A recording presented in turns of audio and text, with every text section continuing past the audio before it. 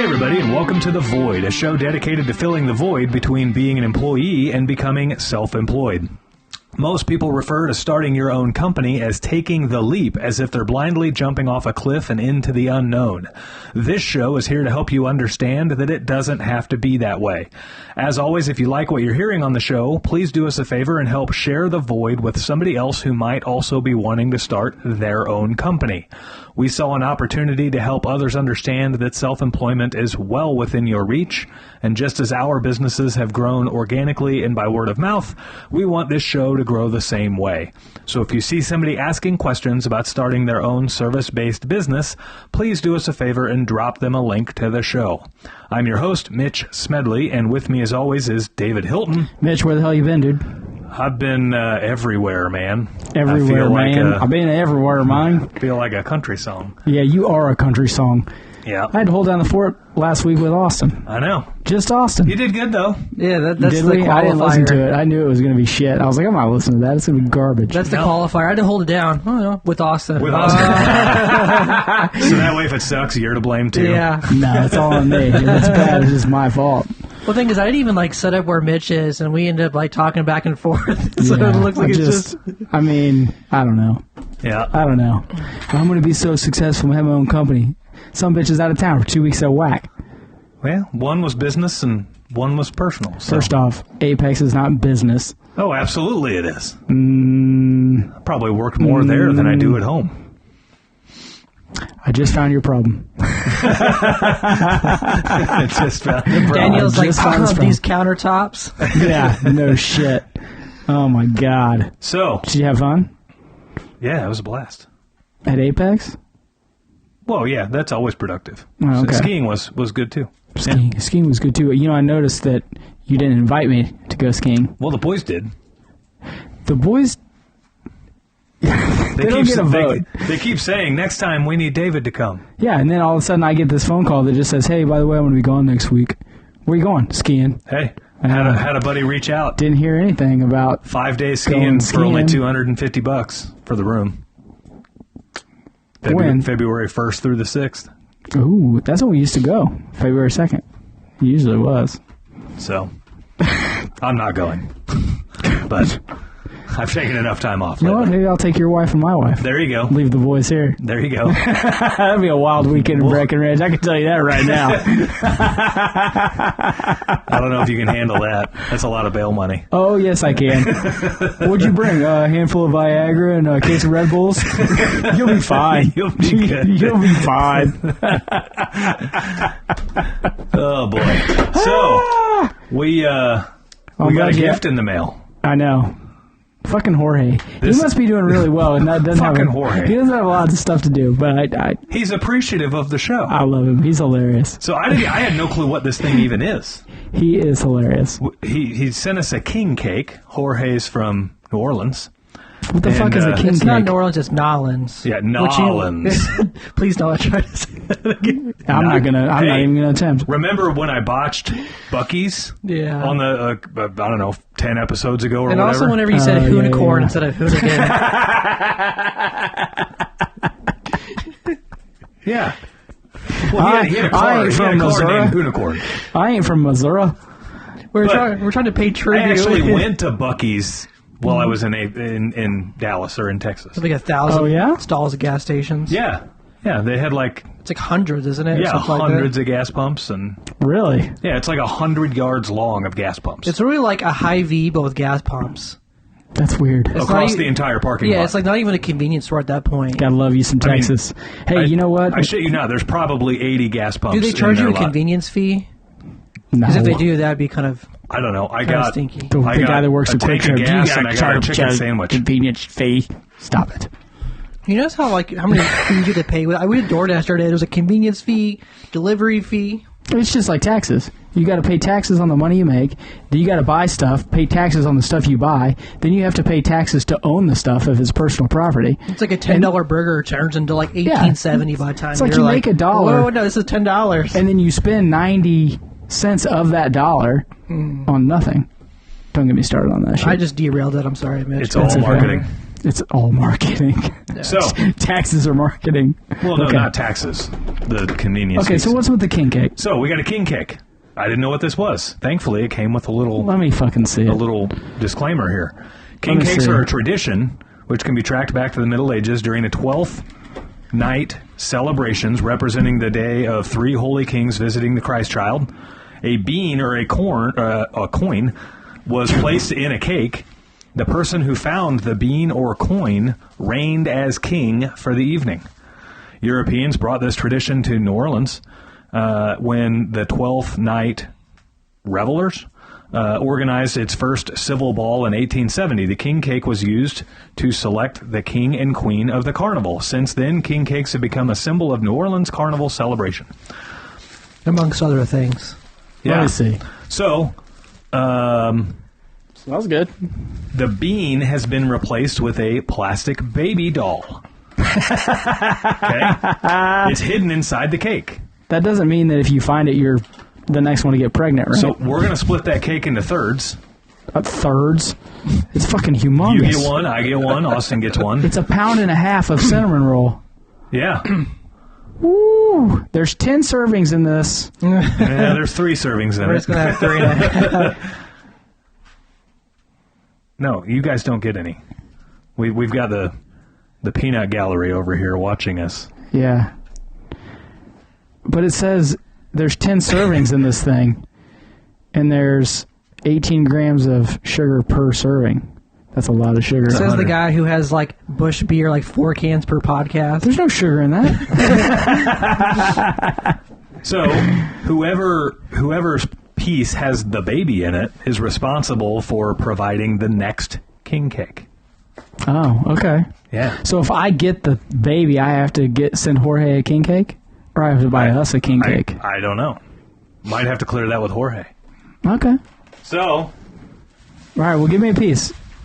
If it tastes like shit, I'm driving to Louisiana. we're going to make a mess of our podcast studio here. You know, he's right by Bourbon Street, I think. I mean, it's not far. Like, we could drive there. Oh, boy. Like 10 hours? No, I mean Bourbon Street from where he's at. I mean, like, I feel like from here, it's like... What if I cut the baby in half when I'm cutting it? Then you win. You get the baby. Send him to California, his own kind. Yeah, is this what you guys want? I killed this baby. Jorge, send us another cake. You bunch of shitheads. Holy shit. Dude, what am I going to do with that? You're going to eat it. I'm going to have a piece of it. It literally looks like You the want that to be caterpillar. Austin's? It looks like the No, I'll caterpillar take from it. Hungry Give it here. Caterpillar. It's fucking humongous. That's what she said. I mean, it's massive. Like a creature from Bug's Life. It's massive. Let me see. I'll try it. This one's slightly bigger, so we know where that one's going, Austin.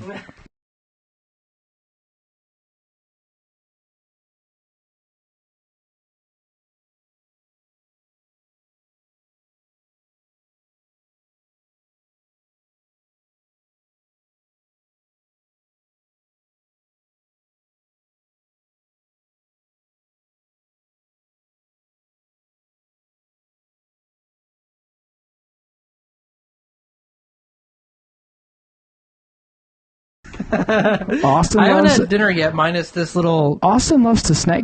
Can this sit out? How long's this been sitting out? It's been in the package the whole time. Reach! Just drops. That's like almost a pound of cinnamon roll. It's actually really good. Is it? Yeah. This might be my dinner. It's like if you had a cinnamon roll and then you mixed it with frosting that had a pound of sugar in the frosting. That's what it tastes like. It's like a cinnamon roll with cake on it. I'm trying to see where this baby is. You're just stabbing at I it. want to know. I want to know. Please don't be an abortion doctor. Your technique is flawed, sir. He came in with a folding table and a rusty knife. I'm just going to like tear... I don't have it. I'm going to like tear into mine. I don't even know how big it is that we're looking for here. Story of your life. I know. I think it's big. I know how big that is. I think it's humongous. It's always the same size. Mitch's Not wife big just enough. got up and left and laughed. Oh, we found Oh, him. you got it. Austin got it. Oh, man. That means you're having a baby. He just put it in front of the camera. That means you're having a baby. So That's what that means. that's like catching the bouquet at the wedding, right? Yeah. Now you get to have a baby. Hey, man. Sweet. Mary had one. So now Austin has to provide the miracle. next king cake. We don't know where it's going. Jorge, we're going to fight. Austin has to send Jorge a king cake. Yeah. It's not bad. Boy, that is a lot of sugar. I told you. This is what you. This Dang. is what you eat before you go out drinking, or after. Gotta be after. That's a morning after. Yeah, like you need something to get light you on fire. That's like a. It's good though. That's like a monster. I like sugar, but man. You know what? You know what goes good with some sugar? Some Busch Light. You know, it has a lot of sugar when, like, the unhealthy guy, the producer, is like, man, this is a lot of sugar. That's true. Austin, every time I come in here, Austin's eating this thing of Pringles and like 8 oatmeal cream pies. He raids our pantry Yeah. Yeah. like a neighborhood kid. Man, I was so proud of myself today. I got over to Mitch's. So someone left a case of Busch Light at his house, and I don't like Busch Light. No, it's left over from. We give those away for Halloween. Yeah, the shittiest beer possible. I get it, so people don't come back to your house. I understand. So I took it upon myself. It's like every time I go over there, I'll drink a couple of them, help them go through them. So this has been since Halloween. So I go down there today when I get here, and I'm like, oh, Mitch, dude, I'm so proud of myself. Last one. Yes. He goes, no, there's a half a case still on the top of the fridge. There's still the other half of the case on top. I was so depressed. Oh. Well, Okay. now that I've got a good sugar high, Yeah, you're just on this podcast, all you're going to hear is, No. now I'm done. I mean, for me. Well, yeah. Turn your mic off. Austin doesn't talk that much anyway. We need a mute button. Yeah, whenever I talk, I'm just like, Yeah. So, we've got 2 mindsets we're going to chat about today. But you guys are both like on a You're on your own for like 30 no, seconds. I just caught a piece that was literally all frosting and sugar, and it's all I taste in my mouth. That's good stuff. All right, back to the podcast. All right. Okay, I'm back. So, Oh, man. main topics for today. What do you want to talk about, dude? We are I got going a to few talk about things. mindset, You want to talk about mindset? Like specifically. like the millionaire mindset, or like just people's mindset in general? More like generalities? We're going to talk about mindsets to stay away from. Okay, I like So, that too. We're going to talk about scarcity mindset, and we're going to talk about negative mindsets. Okay. And They're kind of synonyms, aren't they? they're similar, but they are different. They are And different. What brought this on? That's what a synonym is. Yeah. Okay. We'll have a cinnamon roll over here. Hey, shut up and eat your cinnamon roll, Austin. Just shut up and just turn your mic off and eat your cinnamon roll. Hopefully one of these isn't expensive. I look up and it's like $400 for Oh, shit. It's $4.75. $4.75. Was delicious. So, scarcity mindset is the mindset that believes there is a limited supply of anything. And one of the biggest keys of scarcity mindset, or one of the biggest indicators for a business owner, would be you really kind of have 2. One would be another business's success results in your business's failure. Yeah, there's not enough work to go around. Yes. Type of They mindset. believe that there is a limited amount of work to be had, and so if somebody else is getting work, then they're taking that work from you. That's a scarcity mindset. Also, another version of the scarcity mindset would be outside of business-to-business relationships. You see this all the time. The news loves to point to stuff like this, where they act like there is a limited amount of money in the world, and because somebody in the world has a lot of money, somehow they are responsible for you not having any money. Yeah. And so like where the news loves to run with that is like, Elon Musk is rich, and it's, he must not be paying taxes, which means I have to pay more taxes because he's not paying taxes, or whatever version of a story they want to run with that. Yeah, which is complete horseshit. It is total horseshit. The top 5% of the people in America pay like 50% of all of the 85. income tax. It's 85. They pay Yeah. 85%. The 5% pay. I mean, it's just it's federal it's income? unbelievable. It's Yeah. unbelievable. Yeah. So, you know, and the news only, like, let's just hit on that for a second. They love to hit on, you know, 2 years where a business didn't pay taxes, but they totally forget to include the year before those two where the business paid millions in taxes, or the year after those two where the business paid millions in taxes. You know, Yeah. businesses profit ebbs and flows. They may not profit for 2 years and then profit wildly in year 3. Well, the news loves to only focus on those 2 years of no profit. Well, it's because they like to, you know, see divisiveness and drama and try to pit people against them so that people will, you know, clickbait and, you know, go to it and read that and, oh man, oh, this is what's happening.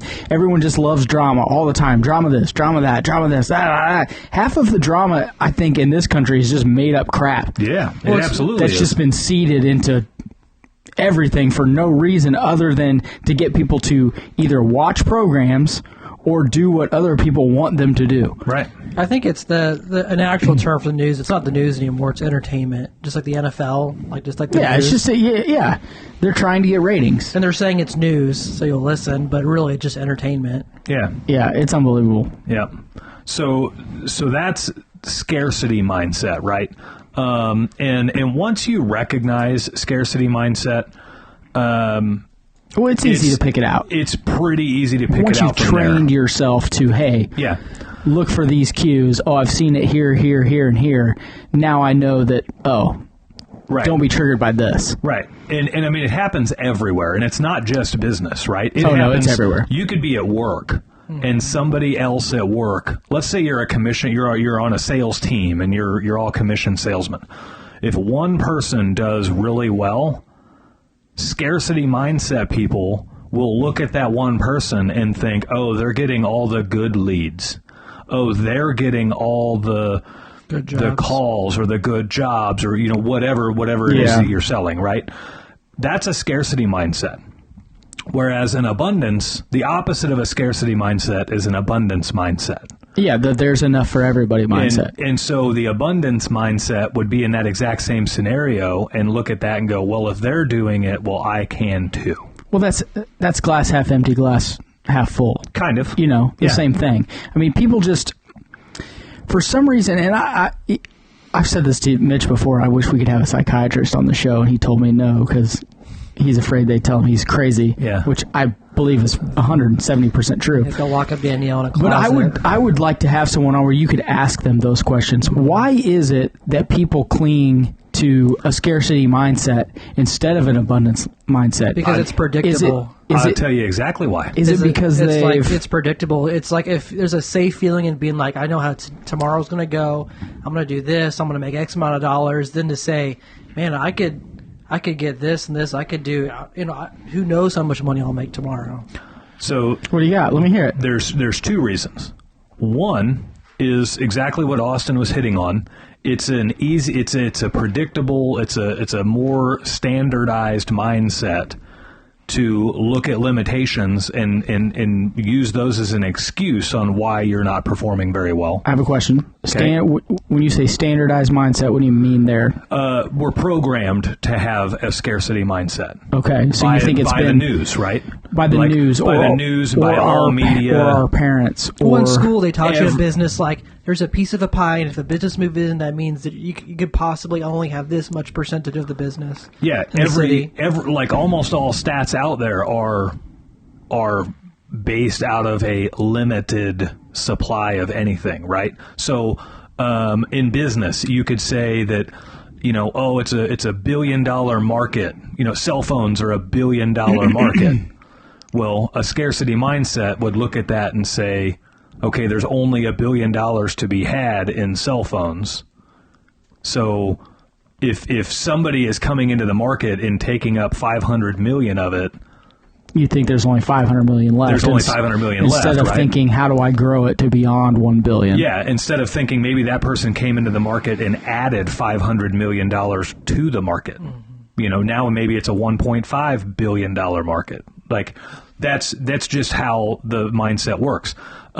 This is very intriguing to me because when I think of it as, like for me personally, I struggle with, and I shouldn't say I struggle with it, but I think about it a lot. I'm 41, and I'm thinking, oh man, I've only got 45 more years, right. Or I've only got 50 more years to 91, or I've got, my goal is to make it to 100 for everyone that's listening to the show. Right. But, and instead of thinking I have 60 years left, I think I only have 60 years left, or instead of the scarcity mindset's I only have 60 left. Yeah, but you should be thinking, man, I have 60 to go. Right. I have so much more time to do what I want. Right. But like in my mind, I'm thinking I'm the scarcity mindset. Right. In that scenario. Well, so how do I get around it? The easy way to get around it is I want to hear this. Let's just say you're making it. No, this is really easy. Let's say you're making it to 100, right? And you're 40. So the scarcity mindset says, I only have 60 years left. The abundance mindset says, man, imagine what I can do with 60 years when I have a 40-year head start from today on, right? Because everything prior to today, everything you've done in your 40 years up to today, you had nothing. Yeah, you've laid the foundation. You've laid the foundation, right? Yeah. So now, let's just say your life starts over today. You have 40 years of experience on day one. Imagine how much more effective you can be from years 40 to 80, your second set of 40 years. I get that part, but how do you get yourself to think that way? That'd be more the question. A lot of it sometimes I think of like, oh man, I still have 60 to go. Sometimes it's I'm so tired. I'm like, oh, so I think it's just I actually got 60 to go. I think it's just kind of forcing yourself. Like I admit, I think a couple nights ago I turned 30, then like this Thursday, and obviously I'm not as old as you guys. Birthday was last Thursday? No, it's coming this Thursday. 2 days from now. And what are we doing? We'll talk about that later. And so what You're gonna be 30? Yeah, and so what I'm saying is, it's hard for me to feel bad for you. I was in my like 40, but I had like one of those things where you talk about where you wake up in the middle of the night and you're just like, what have I done? Like, what am I doing? Where's my mark? And so it's like you kind of have those, and you kind of have to be like, well, like, hey, it's like 20 to 30 is just a trial run for me. So 20 to 30 is getting his feet wet. So yeah, it's kind of that mindset of being like, but there is that mindset that sets in, and it's just like it can be kind of really daunting. Yeah, you're like, dude, like, what have I done? Well, you look at you look at some seriously successful people in the world, and they didn't start until their like later adulthood. Yeah. Okay. Like Ray Kroc didn't fire up McDonald's until he was like 50 or 60. Yeah. I get all that. Yeah. How do I transform my mindset to get onto the positive side? Every scenario you come across, take a moment and look at it and say, what's the scarcity mindset way to think about this, and what's the abundance mindset way to think about it?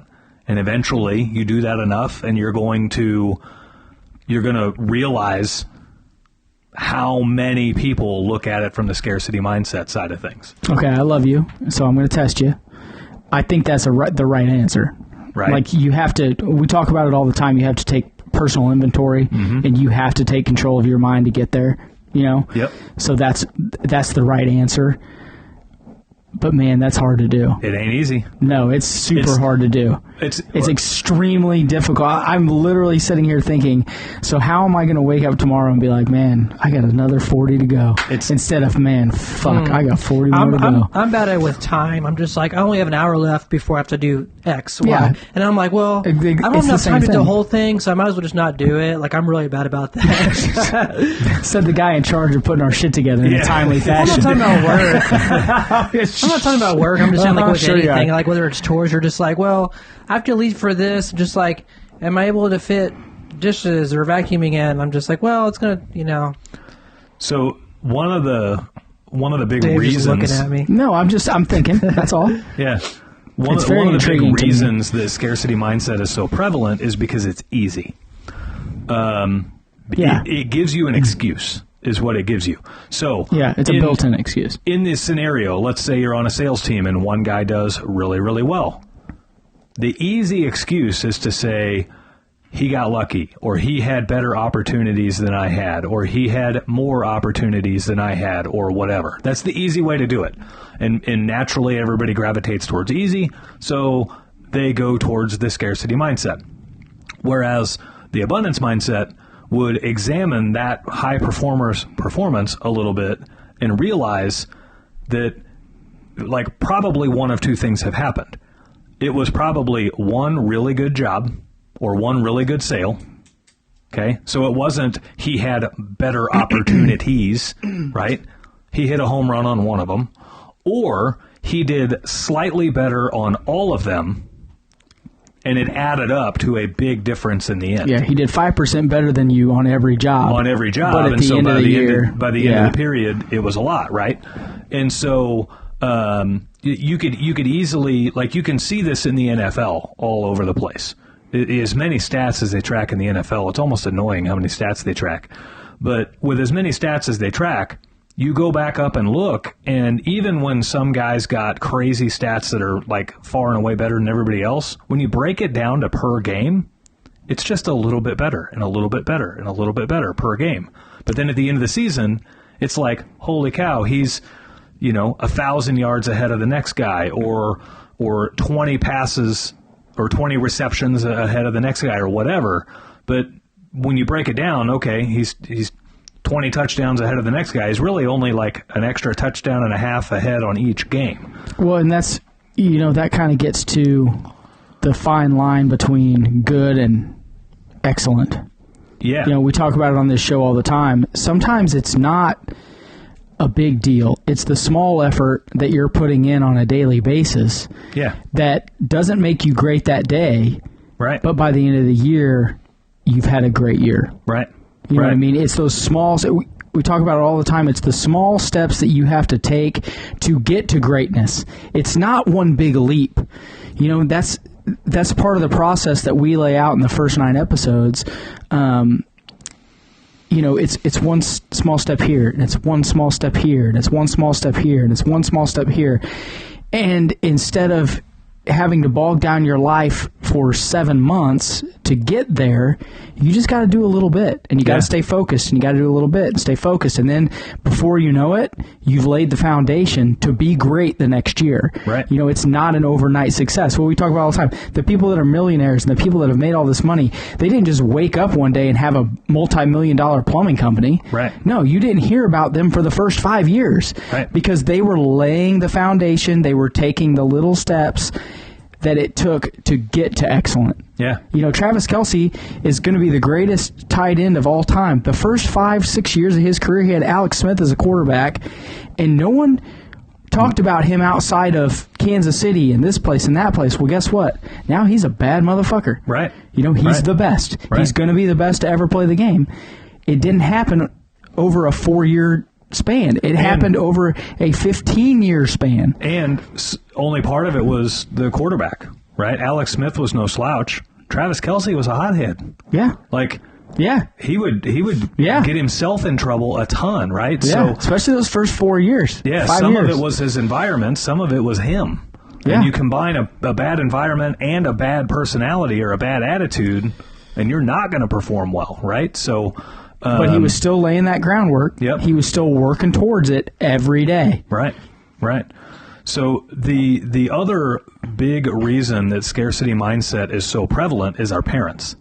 And if you're a parent listening to this show, audit yourself right now and determine, are you instilling a scarcity mindset or an abundance mindset in your kids? Because I can speak from experience. I just spent 5 days on a ski trip with my wife's family, and you want to talk about an entire group of scarcity mindset, and it all comes from the parents. So Danielle's dad and stepmom have a very, very big scarcity mindset. They've got a negative mindset, and you could literally watch it matriculate through all of the kids and all of the siblings and all of the everybody this entire week. It was nuts to watch. Scary to watch. Yeah. So let me ask you, I hope you don't lose your train of thought there. When you see that, and then you see your wife, does she do that with your kids now? Yeah. Does she? Yeah. And it's like, and that's why I'm saying, if you're a parent listening to this show, audit yourself right now, because like her parents half ruined her mindset. She sees the other side of it with me. Like, I'm the opposite, right? Yeah. So she sees that side. She has a hard time coming to that side because it's ingrained in her. It's ingrained in her. Her entire upbringing was scarcity mindset and negative mindset, right? Yeah. So, it's hard coming around. Which is why she was worried when you guys first started the business. Yeah. Yeah. Oh, how are we going to make it? Yeah. How are we going to get there? How is the money going to be there? Right. All those questions and those doubts. It really, it creates a lot of doubt. It does. It's just like built in. So like, let me give you some prime examples of scarcity mindset versus abundance mindset, and negative mindset versus positive. Saturday, we all quit skiing a little early because the Chiefs game was coming on. And so they all start watching the Chiefs game. I'm watching the beginning of it, and I'm trying to take a shower at the same time. And so I got the TV in my room, like, cranked way up. And right about the time I just stayed in my room. I wanted to just watch my game in peace. So right about the time that I'm getting ready to walk down to their room, Mahomes got injured. He had that defender laying on his ankle and kind of roll his ankle, right? Yeah, roll his ankle up. So I see that, and my mind is immediately like, okay, that stinks. He might come out for a couple of plays, but it's okay because Chad Henne's no slouch when he needs to be. He's been a fucking stud. Yeah. And so my mind immediately is like, just, take inventory of what's going on. Yeah. Go get it's the Jaguars. Out, Mine was, it's the Jaguars. We'll be fine. Right. So anyway, like that happened. I walked out of our room and walked into their room. I walk into their room, and there's 3 people from that family that are all saying, Chiefs season's over, Mahomes season's over, he might have just ended his career. And I mean, they're literally taking it worst case scenario. Like, they're taking it so far that they've already lost the game. Like, this just happened 45 seconds ago. And in their mind, they've already lost the game. Mahomes' career, his season's over. His career might be over. Like, they're taking it all the way that far. And I'm like, nah, he'll probably be back. Like, yeah, he's going to go get checked out. They're going to, like, it's Mahomes. They're going to make sure he's good, right? Yeah. They're probably going to send him off to get x-rays, but it'll be fine. And, like, that's just one example of scarcity mindset versus abundance mindset. Here's another example, and real-life examples from this weekend. And this is all centering. You can always tell when Mitch had a tough go. Because it's like on the podcast, we're hashing it out. Yeah. Well, yeah, because I touches a nerve in his mind. I messaged him several times, like, how's Debbie? Yeah. Like, no response. I'm like, I'm going to get a big one on the podcast. Yeah. That's part of why I love this podcast, is I get to talk about. Yeah, you talk about whatever the fuck you want. Yeah. So we leave to go out there, and they were calling for some pretty rough weather on the way out there. Well, which they always are this time of year. They're like, hey, they're always, yeah. Mountain effect snow. It's just, it can happen. So pass is going to be covered. Scarcity mindset, negative mindset. Danielle's stepmom. Whatever weather app she uses, I have no clue which one it is, but she has found like the most extreme and most exaggerated weather app ever. Her weather app was showing that we were going to be driving into 8 inches of snow into Hays, Kansas. My weather app shows like light sprinkles. Okay, not even snow. A winter remix. And so we get into Hays, Kansas, and it's not even raining. We wake up the next morning, and it's not even raining. Right? I love Hays, Kansas, by the way. And so, she was convinced that, like, we're going to get stuck in Hays, Kansas, okay? So then we start driving through western Kansas and eastern Colorado, and yes, there was weather. There was snow. My app was saying they were going to get, like, 2 to 4 inches of snow. Debbie's weather app was saying they're going to get 8 to 12 inches of snow. It ended up being 2 to 4. You would think that after the first time it says 8 inches in haze, and then you get there and there's nothing, you're like, man, my weather app fucking sucks. And you're driving to Colorado, like it's supposed to snow in Colorado. Yeah. But that's how powerful scarcity and negative mindset is. Scarcity and negative mindset seeks out negativity. Yeah, it seeks out drama and it seeks out negativity. So she ignores the fact that her weather app has let her down literally every single time. She actually enjoys being scared shitless by her weather app. That's just... Yeah, she feeds on that drama. Yeah. And so then... Do they listen to this show? Oh, no. I'm sure not. That doesn't matter. Not that I care. They need it. Well, I'm not the one that... They need it. So listen to it. So then, as we're leaving Hays, Kansas, everybody, like... I mean, if you've got teenagers, you know. My kid forgets to pack shirts.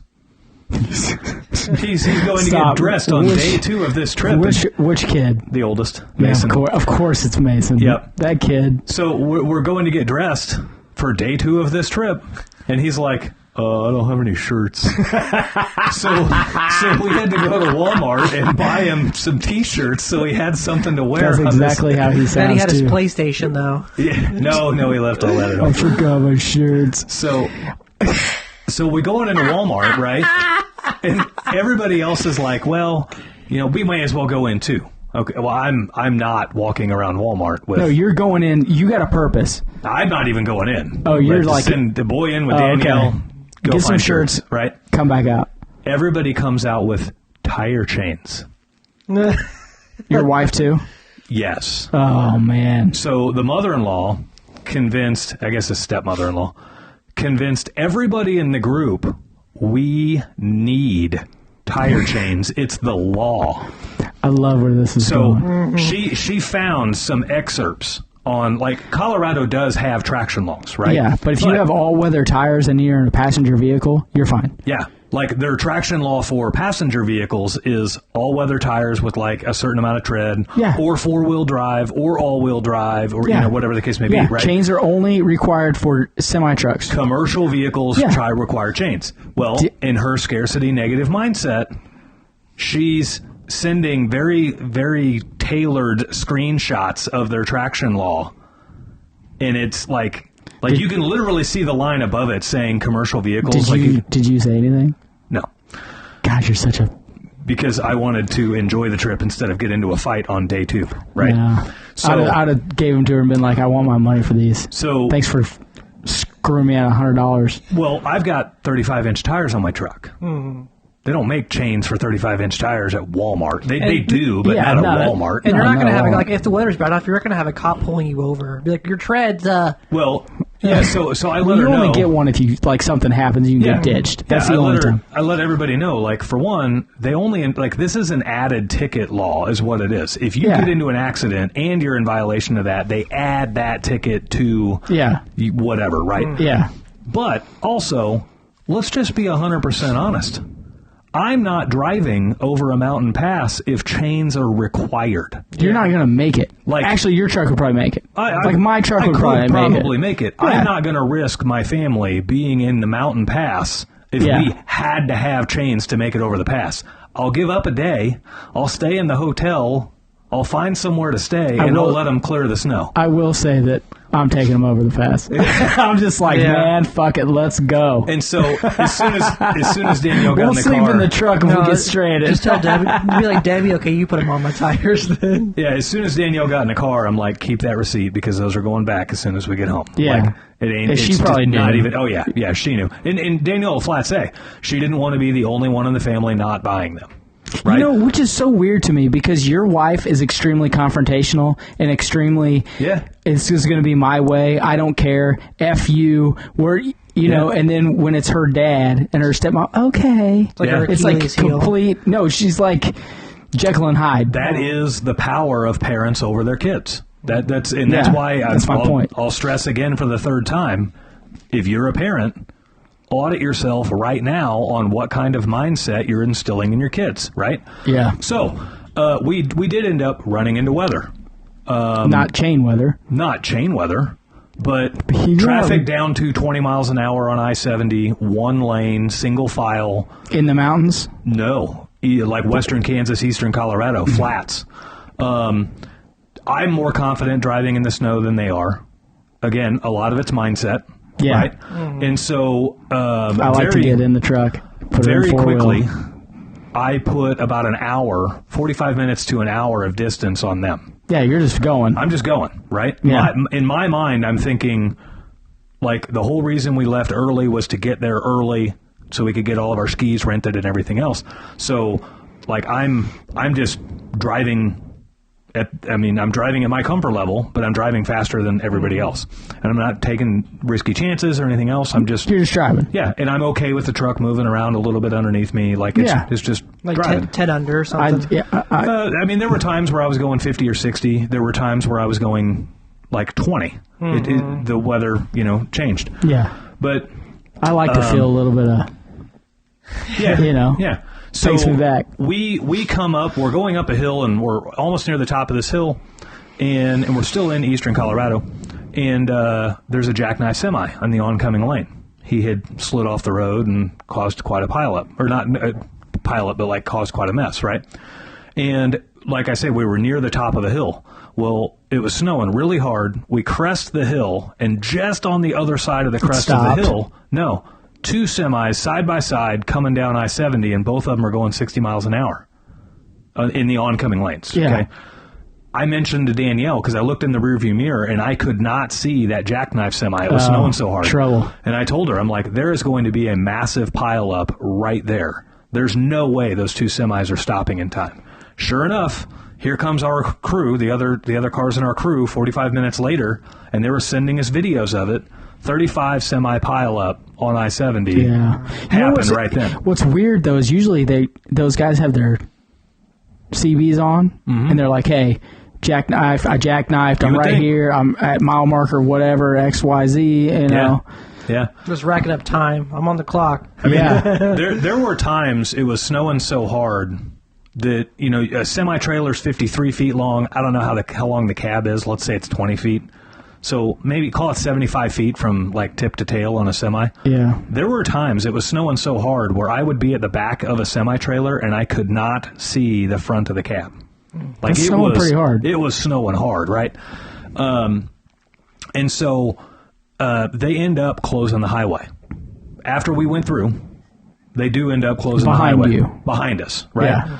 So, again... Oh, man, and out there in where you're at, they have...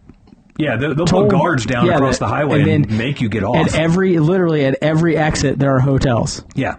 At every exit. Yep, and those hotels are just waiting for them to close the highway. And when they close it, that price goes from $39.95 a month to a night to $100. Yeah. So anyway, we're on day 3 of this ski trip.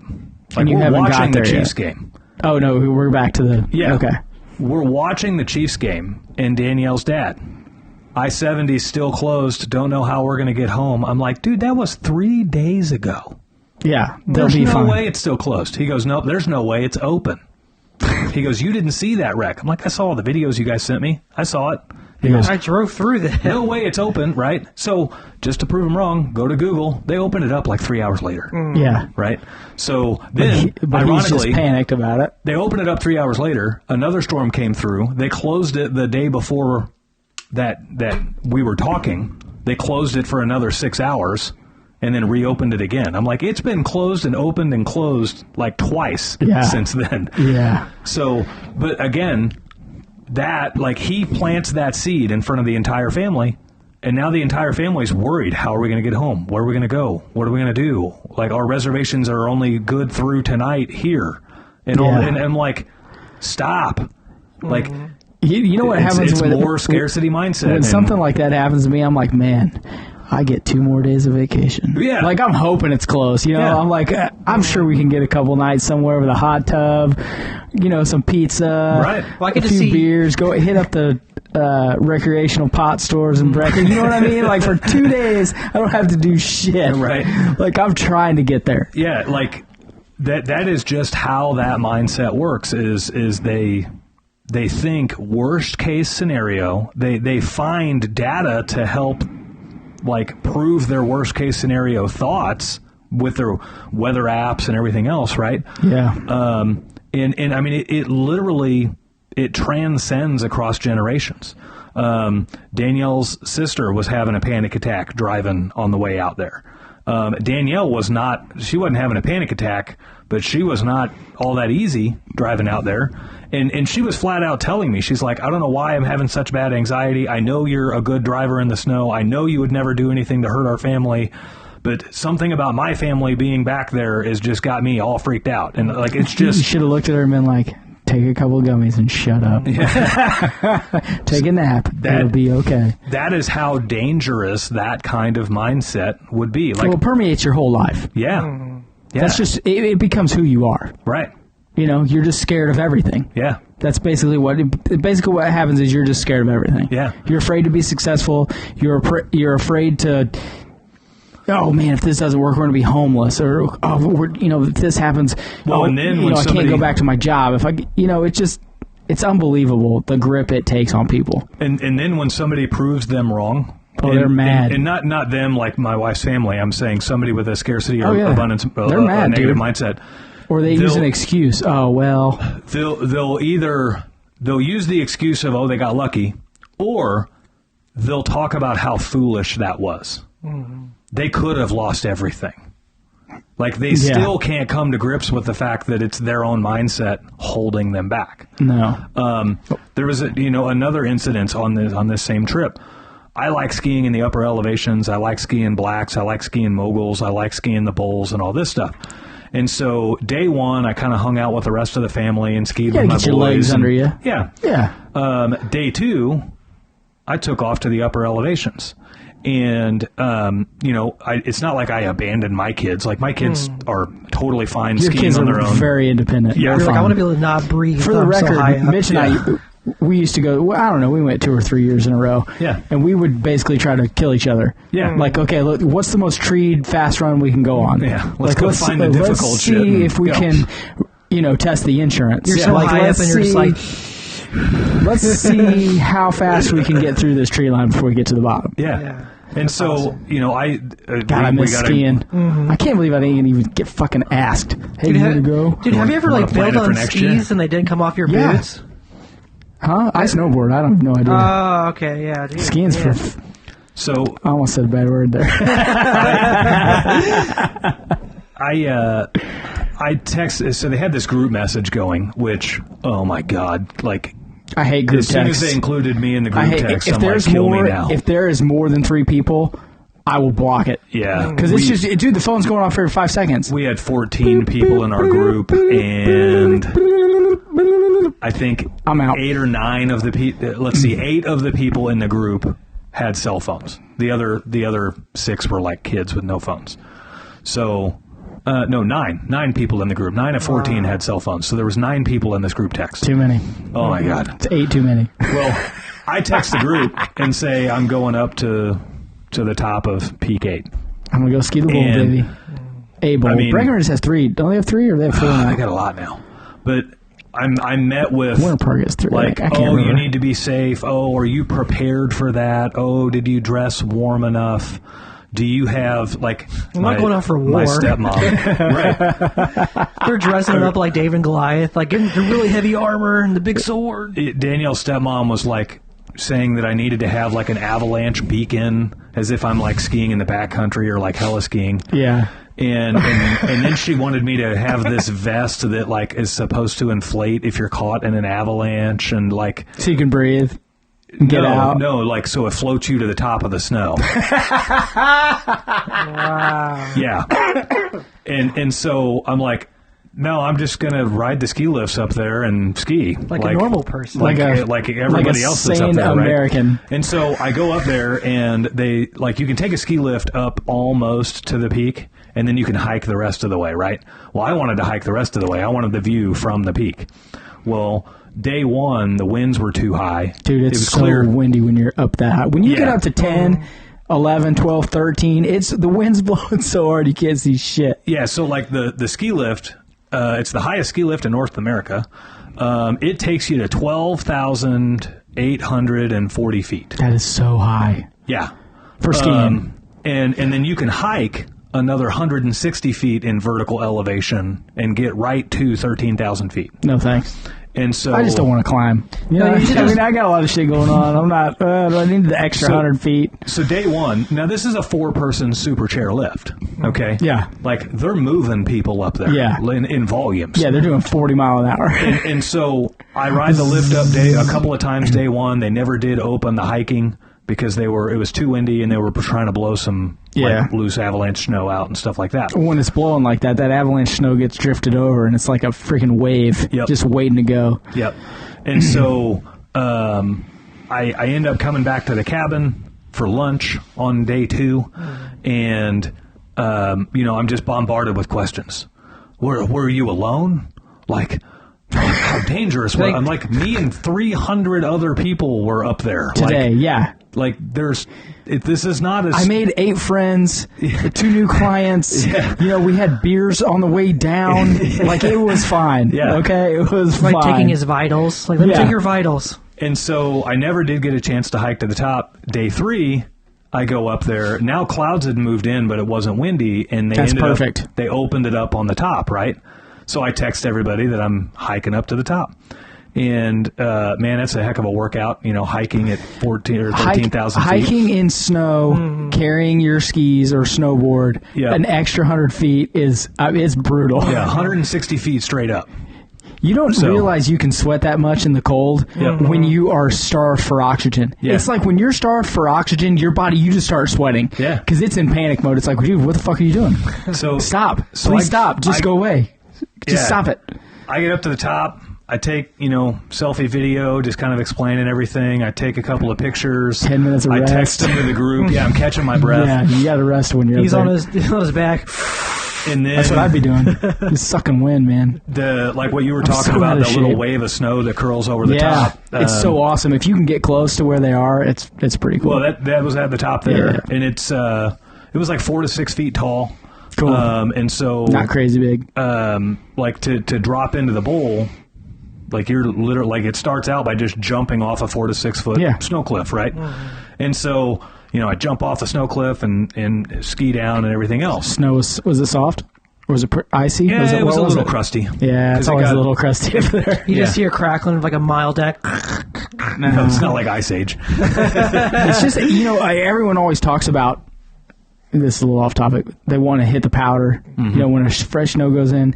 And the bowls are where to do that, but the top bowls are never like that. Yeah. You always want to be like in the middle of the first bowl or down lower or in the trees. Yeah. Because a lot of people don't go in the trees, there's powder there. Yeah. Like that's where you get the powder. Oh, man, there's nothing better than that. Oh. And so, I come down. I'm jonesing so hard right now. I come down after doing all that, and I met with more, like, didn't you risk it enough yesterday? Why were you going back up there today? Like, that was so dangerous. And Mitch is way too passive aggressive. Yeah. Like, he's always been that way, but I'm usually like, what the fuck is I'm fine. Mind your own fucking business. I'm like, here, look at this video. You see the 50 other people standing on the top with me? I'd have been like, Mason, let's go, dude. No, I did. Yeah, I'd have took it. I'd been like, let's go, man. Let's go. I took Mason to the top of the ski lift, so he went to the 12,840 or whatever it was. Is he a pretty good skier? Yeah. How's Grant? Oh, they're both good. Yeah, good. Yeah. Nice. See, like for me, I would get up there and just turn my phone off and be like, silence. Nice. Yeah, I thought about playing jokes on him and saying like, "Send help! I don't know where I am," just to freak him out. Like misspell words, get some ketchup. I think I have oxygen deprivation. Yeah. Leave a bunch of letters out. Yeah. You're like, take a video or so, be like, guys, please help, sandwich. French lost. Yeah. And then when you get down there, be like, no, I was just telling you I was eating lunch on the mountain and I didn't know where you guys were. Voice to text. They got it all screwed up. Opening your mouth, like skiing down the... Never open your mouth skiing. Dude, just draw your mouth out. It is a lot of fun. It is a lot of fun. It is a whole lot of fun. I love skiing. But... Like you could literally watch it, and so like night 3, we were going out to dinner, and like dinner there's weird because you're trying to get reservations places, but nobody will do reservations. They want your entire party there and waiting. Yeah, because they are trying to get people in and out as efficiently as possible. Yeah, and so what we started doing we did this night 2 and night 3. 2 or 3 people would leave and go put our name in. Yeah. and then the other people would show up. Like, we'd put our name in, and the restaurant would tell us, like, okay, for a party of 14, it's going to be a 45-minute wait. Okay, cool. Well, we'd have everybody else show up in 30 minutes. Yeah. And so that just kind of made things a little bit easier. And so Danielle's brother-in-law and myself, we rode out to make our reservations on night 3, and I was talking with him. I'm like, holy cow. He's a small business owner in Columbia. He's got like a cabinet and trim shop and does a lot of like nice woodworking stuff and everything else. And I was talking to him like, holy cow. Like, this is such a freaking like mental cultural experience here to see just how bad their negativity has permeated through all of the kids. And he was in a total agreement with it. He's like, he look at you and go, fuck you, bro, I'm living it. So I live here. I know. He's got a brand new, like, 22 or 23 GMC Yukon. Nice. And he was like, you think I was ever going to put tire chains on my fucking Yukon? Absolutely not. Like, you know, it's just how that is. But if it weren't for the guys, the outsider guys in this family of girls, like, these girls would be screwed because they would still have this negative mindset just ingrained in them. And it still carries on even to like right now today. Their group text is still going. And now, like, another scarcity thing or negative thing that they always freak out about in this family is sickness. If you've been sick in the last 3 weeks, you're not allowed to be around the family. You're gonna kill everyone. You might still be sick. And then after every family, like, this caused a giant fight in you know what? That's a good way to get out of shit, though. Oh yeah. Oh, I was sick 2 weeks ago. Yep. I'll be there. No, you can't be here. Are you sure? You but I should want probably to. stay home. I want to be there so bad. Oh man, I want to go. Yep. So I'd be sick all the time. Yeah. So, like, last night, somebody texted in the group chat that they're not feeling well and they're throwing up. So everybody watch your symptoms. It's been a week. They gotta like cross-check all the restaurants and like all these points of data. Yeah. You go over to Debbie's house and she has like pins and like a big board and like pictures of restaurants. And then today, Debbie texts that Danielle's dad, no, he's not feeling well. He's got aches and fever. Like, somebody got something and spread it in the group. Yeah, someone did. It's probably from fucking Walmart buying tire chains. If you got it from anywhere. Like, I'm just saying. Yeah. I don't think you got sick by the pine tree on the blue slope on the edge of a mountain. Well, there was a guy there coughing. Yeah. And we were 2 feet from him. Yeah. Like, so you buy him like passive-aggressive gifts for Christmas, like buy him like safety vests and like tire chains. Yeah. Let me ask you a question. When does there come a point where you got to start saying shit? Yeah. I'm talking about you and this other cat. Yeah. Like, literally day 2, don't you got to be like, guys, fucking knock it off. Oh, I mentioned, I'm like, you guys are all worried about tire chains. I'm not driving over a mountain if it requires tire chains. No, we're only buying them to be legal. No, that's not what I mean. I mean, do you say, hey, look, you're all scared of nothing?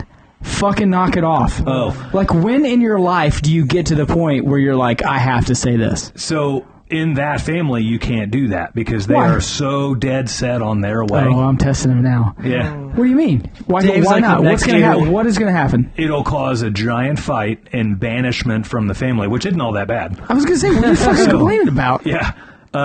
So, like, on the sickness thing, this was when our kids were like 1 and 3. You mean when they're sick every week? Yeah, when they're sick every week, yeah, right? It seems like. So we went to like a Thanksgiving or something like that. And so this was 10 years ago. We went to like a Thanksgiving, and then that night Mason got sick and ended up having the flu. And again, this family loves their group text. This was a different group text from 10 years ago. So Danielle's texting the group because that's what you have to do in this family is let everybody know when somebody's sick. And so she's like, hey, we just got home. Mason said he's sick. Took him to urgent care. He's got the flu. Why in the world did you bring him to the family? Don't you know Grandma and Grandpa are there, and you could have gotten them crazy sick, and you should have just stayed home. And like it created this massive, massive fight. And I mean, like there's still resentment today from how big this fight got. And so what it comes down to. You motherfuckers got problems. Yeah. Well, it's one of those things, like, to us as Dave and I as outsiders, just as an outsider, like, it always looks so strange. Yeah. From the outside. Like, so my first thing, I'm not saying anything about you, but like my first thing is like I would be calling her dad, and I'd be like, "Hey," and I know he's a big dude. Mm-hmm. He used to be. Well, I mean, yeah, he's taller than me, but I'd be like, "Hey, dude, you gotta stop it. Yeah, you gotta fucking be the man of this family and knock this shit off." Yeah. Like that would be my first call. Yeah. And if it created some kind of huge catastrophe, never saw anyone again, I would have at least said my piece. That phone call has happened. Well, and they still just keep doing it. Well, you got to think of it like this: you cannot change an adult. There it is. You can't change an adult.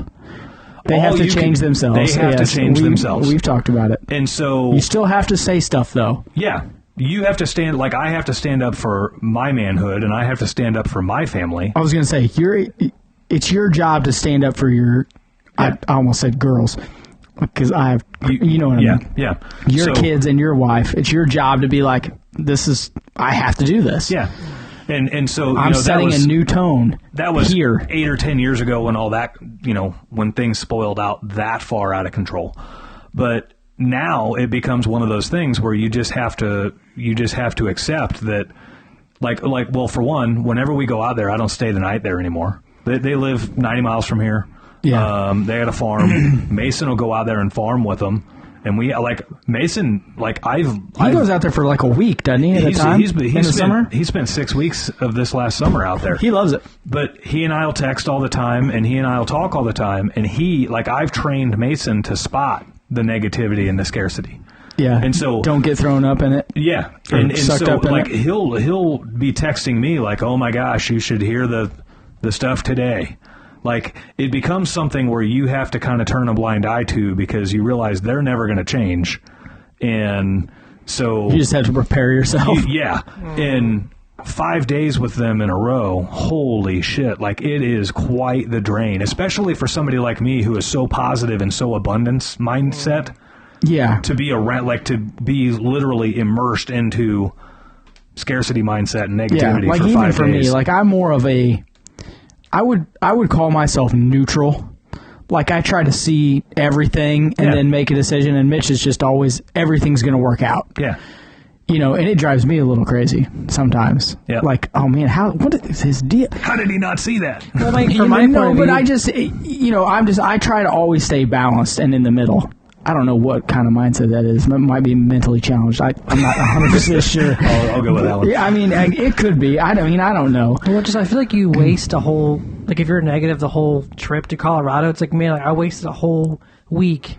Some people, they only go on vacation once a year. But to them, it's not a waste, because that's just how they are all the time. And when you're of that mindset, you're always thinking about how much worse it could have been. Oh, yeah. And so even though you're limiting your own experience by your negative mindset, in your own mind, you had a great experience because you've already thought about how much worse it could have been.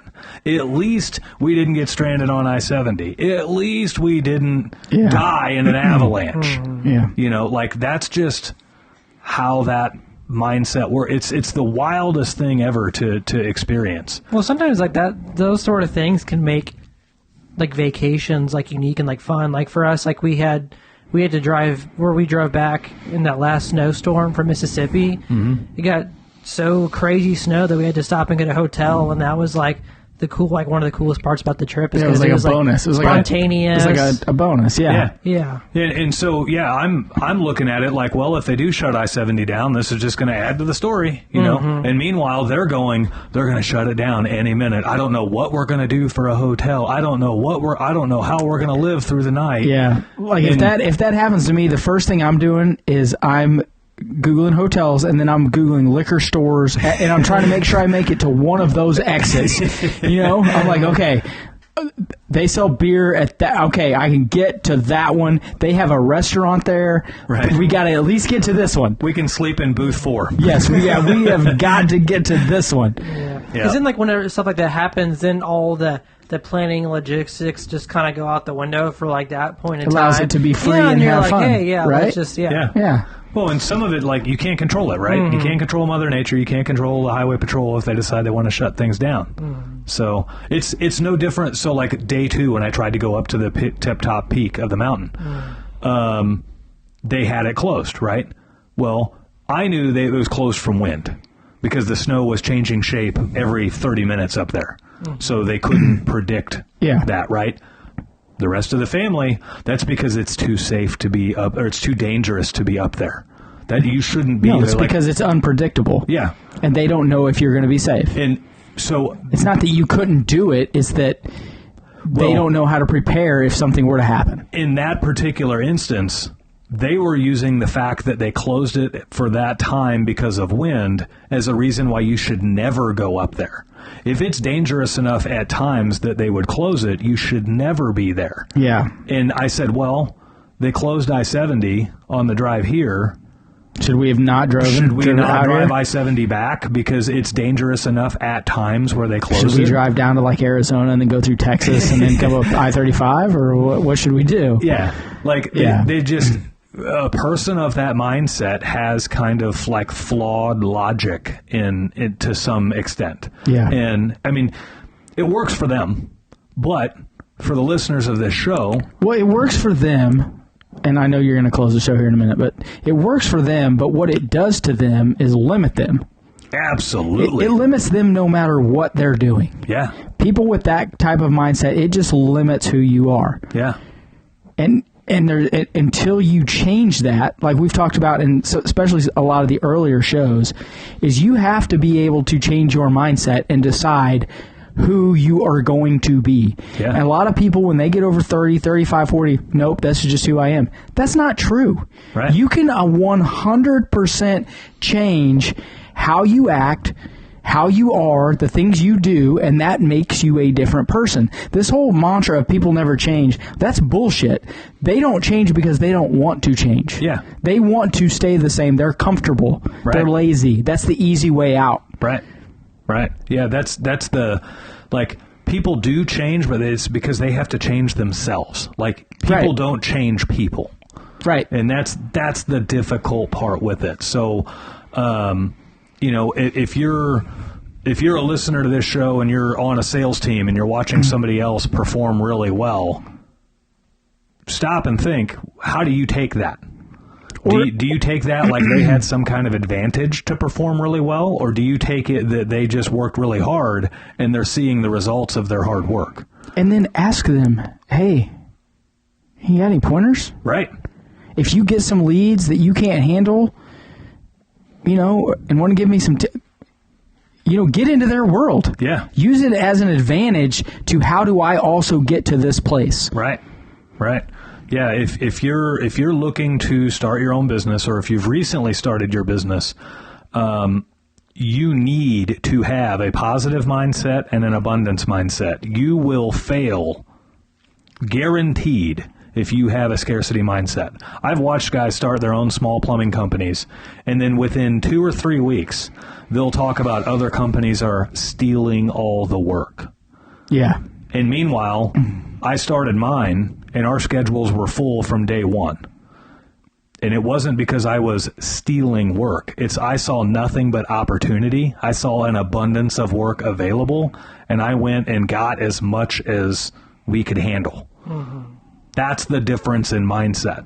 So for the listeners of this show, you need to adopt a positive mindset and an abundance mindset, and you need to constantly be looking at, when you encounter a friction point, you need to be looking at, what is the abundance mindset way to look at this, and what is the scarcity mindset way to look at this? And then once you determine those two, proceed with the abundance mindset approach, and you will win virtually every time. I can't guarantee you're going to win every time. I don't win every time. There's no such thing as winning every time. Yeah. You got to lose a few. It just happens. I don't win every time. It just happens. But it's required if you want to be successful in business. So yeah, 100%, man. That is going to wrap it up for this show. Great show, if I do say so myself. Solid show. Well, I get to see Mitch in my mind on the way back from Colorado, where he's just like, he's a kid. You can go into that grocery store and buy whatever you want. Dad doesn't care. Yeah. All that matters right now is I'm headed back. Yeah. I'm headed home. I'm glad he's back. Yeah. 2 weeks of no podcast with Mitch. Even during the podcast, I think I said, man, I wish Mitch was here. I literally had questions. I was like, man, I wonder what he would think about this. I wonder what he'd think about this. So It's good shit. We should have an AI chat bot in here. maybe next time. Yeah. Maybe that'll become a topic one day. Chat GTP on. Oh, don't piss me off about the chat crap. So, a lot of mixed emotions on that one. Yeah. So, Yeah. all right, no guys. lies, man. Until next time, we will catch up with you later. We love you guys. Thanks for listening. See ya.